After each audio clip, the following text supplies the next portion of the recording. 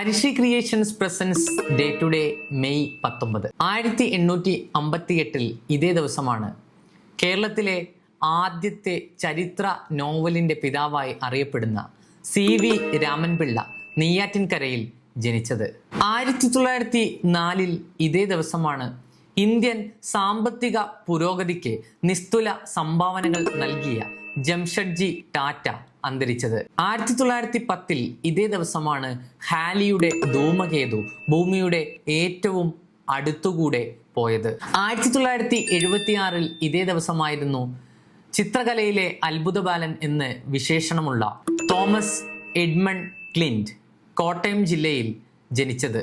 1982 ഇതേ ദിവസമാണ് ഇന്ത്യയിൽ ആദ്യമായി ഒരു തിരഞ്ഞെടുപ്പിൽ ഇലക്ട്രോണിക് വോട്ടിംഗ് മെഷീൻ ഉപയോഗിക്കുന്നത്. പറവൂർ നിയോജക മണ്ഡലത്തിലെ 50 ബൂത്തുകളിലാണ് ഇത് ഉപയോഗിച്ചത്.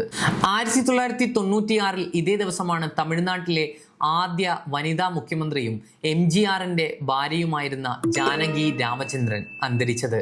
ആദ്യമായി യുനെസ്കോയുടെ പൈതൃക പട്ടികയിൽ ഇടം പിടിച്ച കേരളീയ കലാരൂപമാണ് കൂടിയാട്ടം. 2004 ഇതേ ദിവസമാണ് മുൻ കേരള മുഖ്യമന്ത്രിയായിരുന്ന EK നായനാർ നമ്മോട് വിട പറഞ്ഞത്.